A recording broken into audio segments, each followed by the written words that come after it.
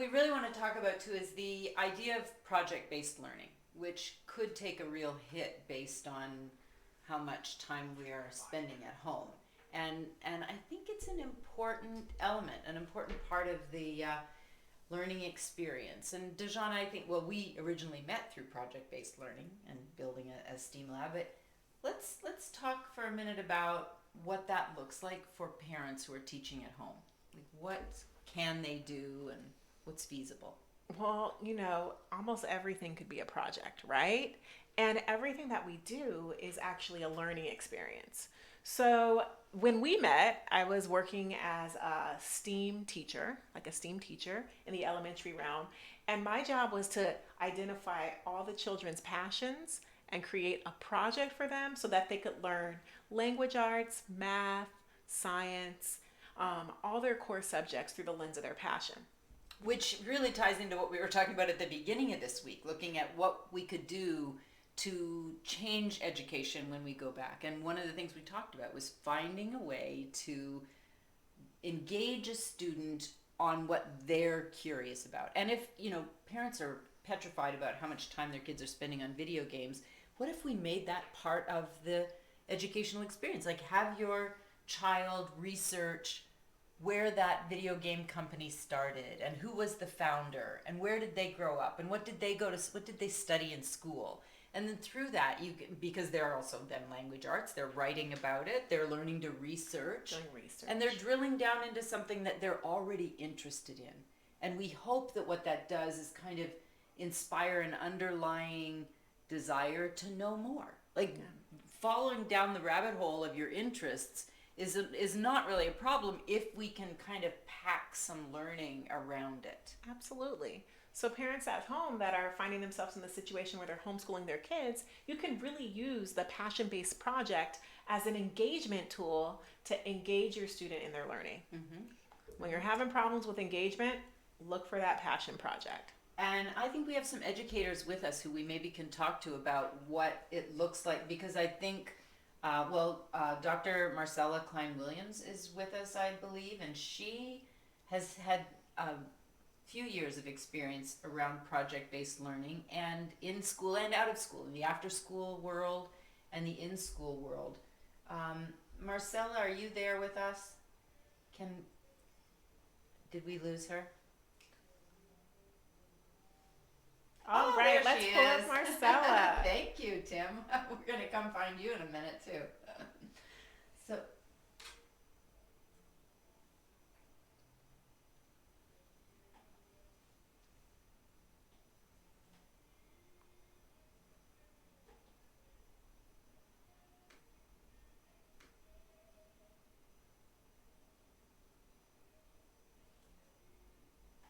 And we're not the first ones either. Many years ago, there was a young man who had to leave from London and go out to the countryside to stay away from the plague. And that was Newton, who came away Right. with the theory of gravity at the same time. So developing those passions and that hands-on learning is a really important component. And I think about this not only in my practice. You're so kind of, I've been doing it a few years. I've got the gray hair and the wrinkles to say I've been doing this for a long time. But that is a way, number one, you have to engage the learner. That's the most important thing, and to be able to bring them in. And sometimes the idea of knowing cognitively only follows after they've been able to explore it with their hands and really contemplate it. How do they get into the rest of their body to consider that? So at Oxnard College, one of the projects that we're really excited about is kind of that career path into teaching, into the teaching profession. And here's the thing that we always keep in mind is that people are likely to teach in the way that they are taught and how they learn. So active learning is a really important component of science, technology, engineering, and mathematics. And the professors at Oxnard College really strive to incorporate opportunities in calculus and physics and any of those STEM subjects of how do you actually learn by doing and have that modeling that comes along with it. And there's some really interesting research that's being done at the University of California at San Diego that talks about the value of just gesturing, of having your whole body engaged, and how that helps to create kind of this thoroughfare into your brain so it actually sticks.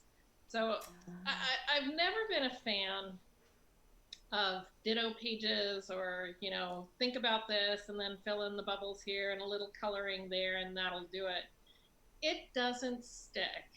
So for all the years that I was a classroom teacher, and my students are grown men and women now, I have yet to run into somebody in town when we're allowed to be in town for them to say, Dr. Klein Williams, I still remember that math sheet. It just got me.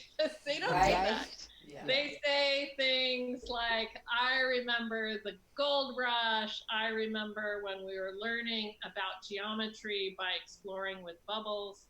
That's what they learn, and that becomes how it sticks with them. So you never underestimate the power of learning by rolling up your sleeves, getting your hands involved there, and really kind of taking it all in. Yeah. That's such a good point because what we remember about school is what it made us feel in the moment. We learned from those feelings. And I felt like we lost a real opportunity when the Common Core became so politicized because the nuggets in there that were really wonderful was the push toward project-based learning and learning by doing, which is really, it's been sad to see that go where it went. And maybe let's bring, so we have also on the line with us Tim Griffith, who's an educator, and Jamie Wagner, also a current educator. And maybe we could hear a little bit from both of you about the project-based learning experiences with your students. I know with you, Tim, you talked about something that I tell teachers constantly whenever we do a professional development about masterpiece theater. And maybe you could talk about that for a minute with us, Tim. Sure. One of the things that we kept hearing that came out of multiple intelligence theory is that we need to be integrating the arts into instruction. But one of the challenges is that teachers generally feel not very confident in that stuff because, which is understandable. Nobody's going to be good at everything. And so I was mulling on drama projects we could try to support STEM instruction that wouldn't require any acting or directing talent on the teacher's part. So we came up with a game that we would play during the last hour of the week on Friday afternoon. This is when I was teaching 5th grade. And we called it Masterpiece Theater. And the way it works is you take a few minutes with the kids to discuss what did we learn this week in math? What was the big push for whatever we were working on? Was it long? And they'll usually come to a consensus. Okay, we were working on long division with decimals this week, for example. And then you say, okay, now I would like you and your team, and the kids are in groups of 5 or 6 kids. And you say, I would like you and your team to come together and create a short presentation, maybe just 1 to 2 minutes long, a little story problem that you're going to act out. If it's funny, that's good. But the main thing we're looking for is that everyone's participating and that the math is featured in a way that we can understand. Showtime is in 30 minutes. You may begin now. Love it. And when the first time you do this, panic ensues. It's going to be a train wreck. And that's okay, because one of the things that also makes teachers uncomfortable about the arts is that failure is an option. Anytime you're taking a creative risk, sometimes you're going to fall flat on your face, especially the first time you're doing it. So what happens a lot is kids get into arguments and they never get anything they can really present to the class. And you say, that's okay. There's no punishment here, but take a minute to just do a very short explanation for the class about what went wrong and what you're going to do different next time, because we're going to do it again next Friday. And after a while, they start getting the idea and they start putting stories together, and the teacher's just sitting there drinking coffee the whole time. You don't intervene unless somebody's like picking up their scissors, getting ready to settle it the old-fashioned way. But I'll give you an example of a kind of story the children would tell. We were doing long division with decimals. And so imagine 5 kids in front of the class. They've had half an hour to prepare their story. And one of them is just sort of pretending he's walking across the street. And the other 4 kids have got an old box that some books came in, and they've decorated it like it's a van. And they come driving around the corner, and they just drive right over. And he does this great death scene. Ah! The other kids get out of the car, and they look at him and say, "Oh, this guy's dead. Check his wallet." And they go to his wallet, and they count his money, and they say, "Hey, there's nearly $100 here. Well, what if we share this? How are we going to share I love it. Hey, long division with decimals." And then they run over to the board, and one kid is doing the algorithm on the board, with a little box and writing the numbers in. And look, there's this many of us over here. And another kid is drawing a picture using the kind of method that at the time we were doing Singapore math, but Common Core math looks a lot like that. So another kid is drawing it with pictures, and so they get bonus points for doing it in more than one way. And so they're telling the whole story about how they're taking this guy's money and dividing it up, and high-fiving each other while this kid on the floor is still kind of like. So my favorite part of that is I don't have to teach a review anymore at the end of the week, because the kids are doing it themselves. They are presenting a series, because I've got 5 groups of 5 or 6 kids. They're presenting a series of short stories to emphasize, here is what we did in math this week, and here's what we can do with it. And then next Monday, I don't have to spend my Monday morning reviewing last week's math, because the kids are still talking about it. That's great. So that's masterpiece theater. And the best part is the teacher doesn't do a darn thing. It's all the kids. And another real benefit of that is that it doesn't cost a cent. It's not a program that you have to buy anything for. It really is drawing on what's in the room, the kids' imagination. Yes. Thank you. We're going to come back to Tim, because he's also going to show us something that the kids can do with their parents this weekend. But maybe we could hear from Jamie Wagner, who's now teaching her classroom from her home with 20-some kids, I guess, and learning that. Jamie, is project-based learning possible at all in what you're doing? Sure it is.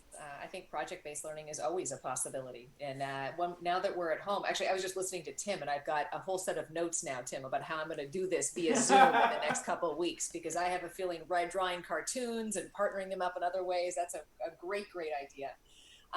I think anything can be project-based learning. As we've been on Zoom, one of the things that I've been worried about with my students is not socializing as much. So in the classroom, we do lots of quick partner activities, longer partner projects. So trying to find ways to do that when they're online, but can still FaceTime with each other or Zoom with each other, or even share a Google Doc and talk to each other in the Google Doc as they're working.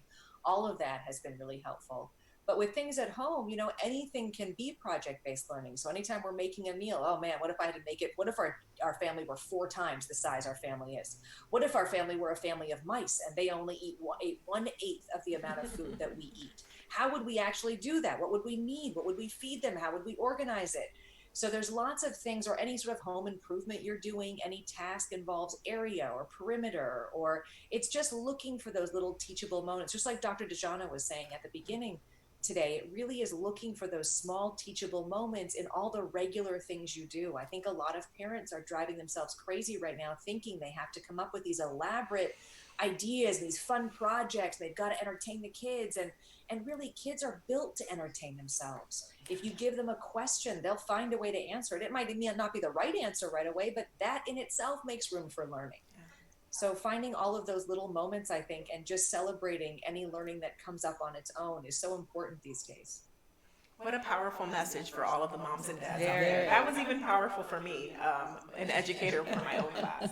So. And I'm encouraged because I've been really worried that the lack of the classroom was going to take away the project-based learning part, because I do think that the more senses you engage in the experience of learning, the better chance you have of having a lasting impact and having the children remember what it is that they were taught. And it seems now in this. Actually, Oh, go ahead, Please, Marcella. I was just about to ask you if you had anything to say about this, Marcella. So please. Yeah. I think one of the things to consider, especially as a mom, and I was raising boys when they were kids. They're not kids anymore. Is when children are bored, they tend to be brats. And if you have them engaged in something that's creative like this, it gives them a place and a purpose to be able to sync their energy. So even when I would have classrooms where I'd have 6 girls and all the rest, these, high energy little boys, having these big creative projects, that's how, when anybody came in, they'd be like, this is great. These kids are awesome. Do you know what they used to do last year? Because they weren't always like this. It's because they had something really interesting to sink their teeth into. And then when I think about creativity right now, creativity is a way that humans process as well. So it becomes this gift to yourself and those who have to shelter with you, that you have a creative project to keep you engaged, to be thinking about. So you're not paying attention to that bawling baby on the brain. You have something really cool that you're continuing to work on. So the need for creativity today has compounded with the complexities of the situation that we're living in history through. I have no doubts that some of the best practices for teaching are emerging every day right now. And some really incredible innovations are going to come from people being at home and wanting to give themselves some really good thinking to do. What a great point. What a really great point. I wonder if we should get Tim to show us the project he's going to have us do with the kids at home this weekend. If you've got time for it, happy to share. Please. Yes, please. Okay, so here's what I'm going to do. One of the things that I tried to do was whenever possible, incorporate games into instruction because it engages kids, it forces them to come up with new solutions. I'm actually doing a write-up I'll be happy to share with you guys about some different card games and the math standards that we can integrate into them. But I want to share with you today, if I can flip my phone around, and I just realized I'm going to have to show you my desk here. But, the reveal. So this is that's actually the new normal. That my students created. I gave them a project one time was to create a new card game with rules, and it had to integrate math. And so we call it, it's not really focusing. I'm going to get a little dizzy there. Yeah, I'm going to read it to you. Okay. So the game that came out of that. How about we see you while you read it, because that's way too much movement there. I'm not so blurry. You're better. The game is called 360. And we wound up playing it for 5 to 10 minutes almost every day of the year when I was teaching 3rd, 4th, 5th, and 6th grade. Because it integrates almost all the math standards. So the rules are, we draw 3 cards, and we just and we share those. We don't each get 3 cards, just 3 cards that go on the table. Now the value of each card is its number value, except for an ace is 1, a jack is 11, queen is 12, king is 13. So the challenge is to use the 3 numbers you get, make a mathematical expression using any tools you know how to use to create an expression with a value as close to 60 as you can. 60? As close to 60? 0, yeah. If you make 60. Now the reason 60 is important is because it's got lots and lots of factors, which is why the Babylonians thought it was such a huge deal. That's why we still have 60 minutes on the clock, and why we have 360 degrees in a circle, and so on. So what we're going to try to do is we're going to look at 3 numbers and see if we can figure out a way to write an expression that's either equal to 60 or as close to 60 in absolute value as we can do. And it takes less than a minute to play. So that for classroom use in particular, this is a great routine for, when you've got just a few minutes to kill before you can take the kids to lunch or something. Now, I'm going to try flipping the camera again to see if it can focus on the 3 playing cards. If it's too blurry, I'll just tell you I'll just do it verbally, but let's give it a try. Hang on. All right, so I'm looking at the paper. I've got a deck of cards over here, right? Mm-hmm. So what have I got? I've got a 7. I've got a 10. And what else? I've got a king, which is 13. Now, 7, 10, and 13. What can we do with this? Oh, yes, Ms. Wagner. Sorry, I got very excited. This is a very fun game, Tim. I'm doing 7 times 10 for 70. Subtract 13. So I'm going to be at 57, which gives me 3 away from 60. Beat that. Now tell us, how would we write that, Ms. Wagner? 7 times 10. And then subtract 13. Because of order of operations, we don't need parentheses. That's right. Equals 57. That's pretty good, Ms. Wagner. Now, and then what you do is you say, always emphasize, as long as it's correct, that this is a good answer. Now, can anyone think of a better one maybe that might be closer to 60?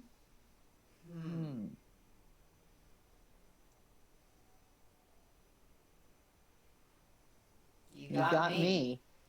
I'm not sure, because I just drew these, and that's one of the things where creativity comes into this. There might be a better way. But oh, wait a minute. I just thought of something. Is it okay if I write something down? Please. Okay, watch this. I'm going to write 13 minus 7. I'm going to put it in parentheses. Times 10. Equals 60. Wow. And if you practice this, you will be surprised how often you can get 60. It works out that nearly half the time you can make 60. And so the cool thing about that is it challenges kids to be creative with the numbers. It's super easy. We've already finished the game, right? We have. Yeah. So that is great. And whenever I had just a few minutes to kill in my classroom, this is one of those little things. I always had a deck of cards in my pocket because I use them for so many things. In fact, I should do a write-up of, about 50 useful things you can do in the classroom with a deck of cards. Please do. Yes, please, and we'll have you on to share them. And also, Tim, if you would send us the instructions for that, we will publish them with this episode. Yeah, I'll get those to you in the next couple of days. I'm working. I've been typing it this morning, but then some stuff happened. I know how that routine happened. That whole I was doing it and something happened. Wow. Yes. Thank you for sharing that with us. That was a fun game and very productive. And I absolutely know that Ms. Wagner is going to be playing that with her kids later. Monday morning. That's going to be my Monday morning wake up. One more thing about that game that I love is you don't have to say, today we're going to learn to use parentheses. What you do is, you just go ahead and do it and say, oh, look, here's a little trick I know. I can make 60 if I do this. And if the kids don't know it yet, they're like, hey, no fair. It's, oh, would you like me to show you how to do that? Oh, okay then. But by the end of 5th grade, the kids were doing exponents. They were doing sigma functions that aren't even and those aren't even a 5th grade standard. Those are like, middle school or high school. But I don't even know who heard of those things. But I think what happened was somebody said, Mr. G, what if I get like a 6 and a 10? Could I do 6 plus 7 plus 8 plus 9 plus 10? And I said, I think I heard of a way to do that. Why don't you go look that up? Somebody came back and said, yeah, it's called a sigma function. and so the vice principal, comes into the classroom, and here the kids are writing Greek notation on the board. It's hilarious. That is fabulous. Well, I think there's a real takeaway from this conversation for the folks who are watching this. That is a really great game to play. And, on the project-based learning with materials idea again, we are about to send Dr. Klein Williams 100 packets for kids that she's going to be working with this summer to do a series of projects. And I think we ought to be putting a deck of cards in that package, don't you, Marcella? That would be awesome. Awesome. And I think Tim is going to come back with us and show us a few more of those games. Maybe we'll make that a Friday thing, because that is kind of a fun way to go into the go into the weekend with a few ideas of things you can play. I mean, what a brilliant example of playful learning. And that's really what we're all about, is how to find the play in the learning, because they kind of go together. We gave Dejana the title Director of Playful Learning. I mean, we take playful learning seriously. We take the whole circus thing very seriously. Yes, indeed we do. Oh my goodness, you guys. Thank you so much for sharing these really cool ideas, thoughts, and projects. I'm looking into my weekend thinking about our projects, and I know for a fact we're going to be making swords and choreographing sword fights based on our family movie night. Was the Princess Bride classic there. Very nice. We became obsessed. I should say one of my youngest became obsessed with the sword fight and noticed that it kind of looked like a dance. And my oldest just likes to build things to hit people with. So it's kind of all coming together. A good family project. We're going to have a family project.